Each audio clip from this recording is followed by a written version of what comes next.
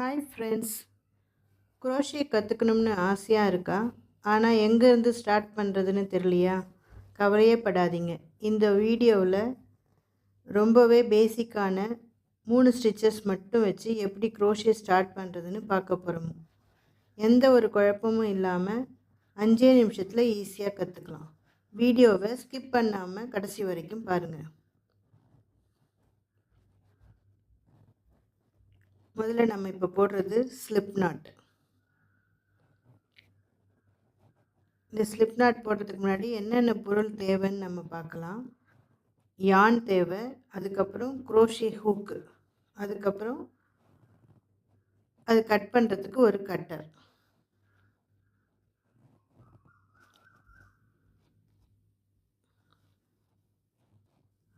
முதல்ல நம்ம போட்டு ஆரம்பித்தது ஒரு ஸ்லிப் நாட்டு, இப்போ போட்டுக்கிட்டு இருக்கிறது செயின். இது ரெண்டு தான் ரொம்ப பேசிக்கானது. ஒரு ஸ்லிப் நாட்டும் செயினும் தான் நமக்கு ரொம்ப பேசிக்கான விஷயம். அதுக்கப்புறம் அதில் ஒவ்வொரு ஸ்டிச்சஸாக போடலாம், அதை பார்க்கலாம்.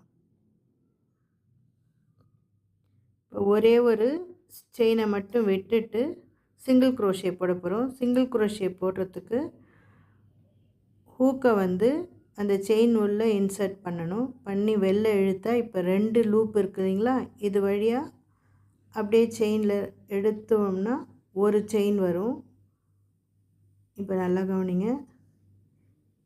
இது உள்ளே இழுத்தோம்னா ஒரு ஸ்டிச் வந்துடும். இதுதான் சிங்கிள் குரோஷே. மறுபடியும் பாருங்கள், ரெண்டுத்தையும் சேர்த்து ஒன்றா இழுக்கணும். இது சிங்கிள் குரோஷே.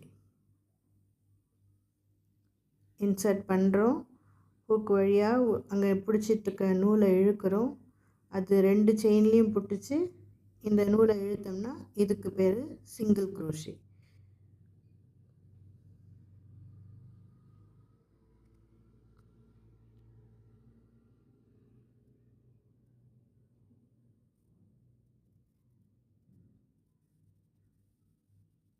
நீங்கள் இது ஒன்று ஒன்றையும் போட்டு ப்ராக்டிஸ் பண்ணி பாருங்கள், ஈஸியாக வரும். நான் உங்களுக்காக தான் இது மொத்தமும் வெறும் சிங்கிள் குரோஷேவாக போட்டு காட்டியிருக்கேன். அவ்வளோதான், சிங்கிள் குரோஷே போட்டு முடித்தாச்சு. இப்போது கட் பண்ணிடலாம். இது சிங்கிள் குரோஷே மட்டும் போட்ட ஒரு சின்ன துண்டு, அவ்வளோதான். அது உள்ளே விட்டு எடுத்தோம்னா அது ஒரு நாட் மாதிரி வந்துடும், அவ்வளோதான்.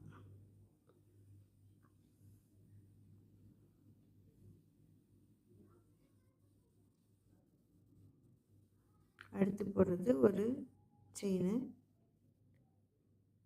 ஸ்லிப் நாட் போட்டு செயின் போட்டிருக்கோம். இதுவும் ஒரு 10 செயின் போட்டுக்கலாம். 3 4 5 6 7 8 9 10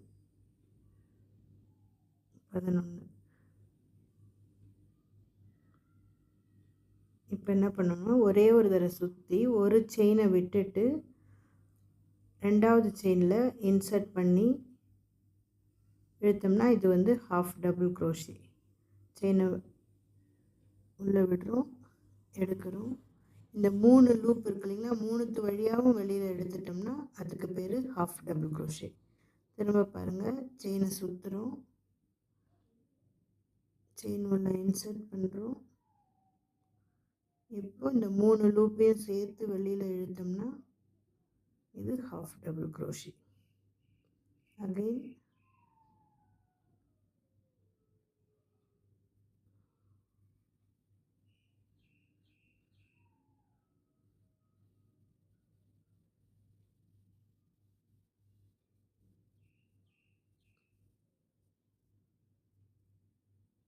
இது ஹாஃப் டபுள் குரோஷே.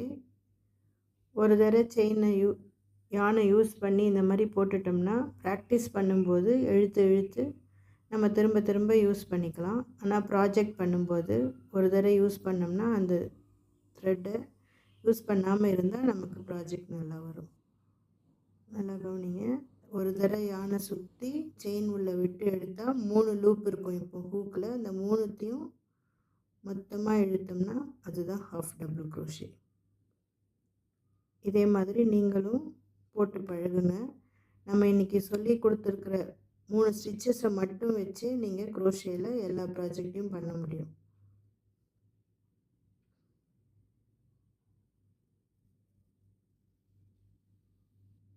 செயினில் இன்சர்ட் பண்ணுறோம்,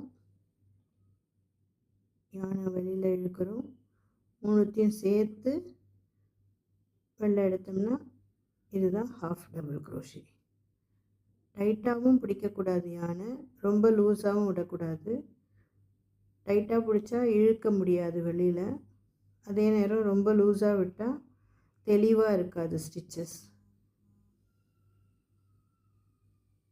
அவ்வளோதான், ஹாஃப் டபுள் க்ரோஷே போட்டாச்சு.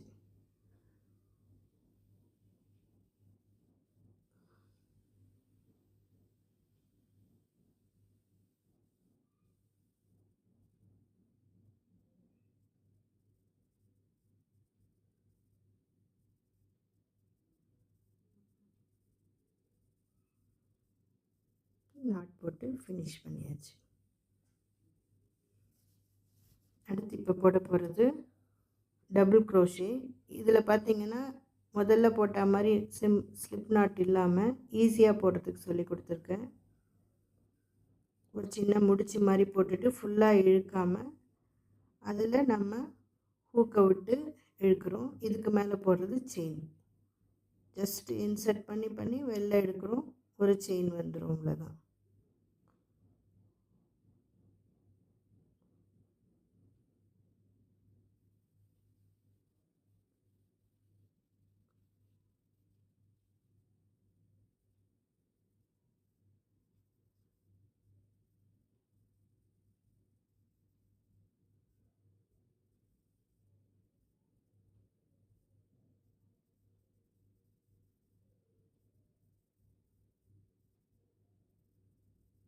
இப்போ 3 செயின் விட்டுட்டு அடுத்து அதிலேருந்து லூப்பை ஒரு தடவை சுற்றிட்டு வெளியில் இழுத்தோம்னா இப்போ 3 லூப் இருக்கும். அதில் முதல் 2ல் மட்டும் இழுக்கணும், மறுபடியும் 2 இருக்கும், அந்த 2த்துலேயும் இழுக்கணும், சுற்றணும், செயின் உள்ள இன்சர்ட் பண்ணணும். இப்போ 3 லூப் இருக்கும்.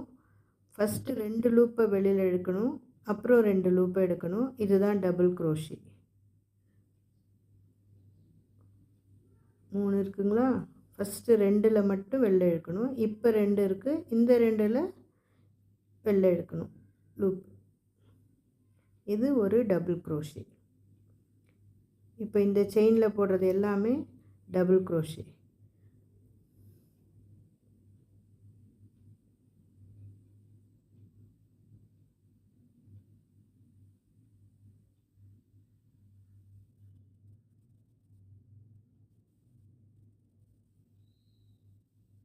நூலை இப்படி தான் பிடிக்கணும்னு இல்லை, யாருக்கு எப்படி வசதியாக இருக்கோ அப்படி பிடிச்சிக்கலாம். ஆனால் ரொம்ப டைட்டாகவோ இல்லை ரொம்ப லூஸாகவோ பிடிக்கக்கூடாது. விரலை நான் மொத்தமாக சுற்றிக்கிட்டும் சில பேர் போடுவாங்க, சில பேர் இந்த மாதிரி ஒரே ஒரு சுற்று போட்டுக்கிட்டும் கீழே சின்ன ஃபிங்கர் இருக்கு இல்லைங்களா, லிட்டில் ஃபிங்கர், அதுவில் சுற்றிக்கிட்டு எடுப்பாங்க. உங்களுக்கு எது வசதியாக இருக்கோ அதை பண்ணிக்கலாம். இதை நல்லா ப்ராக்டிஸ் பண்ணுங்கள்.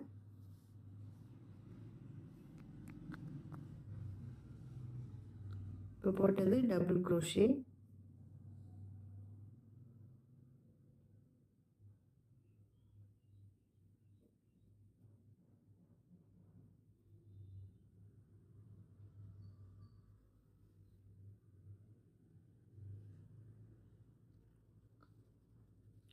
Chain stitch, single crochet, double crochet,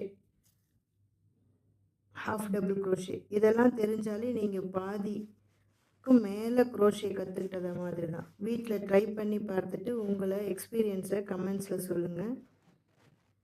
இந்த வீடியோ பிடிச்சிருந்தால் மறக்காமல் லைக் பண்ணி சப்ஸ்கிரைப் பண்ணுங்கள். அடுத்து ஒரு சிம்பிளான பிகினர் ப்ராஜெக்டோடு உங்களை பார்க்குறேன். ஹாப்பி க்ரோஷிங். தேங்க்யூ. தேங்க்ஸ் ஃபார் வாட்சிங்.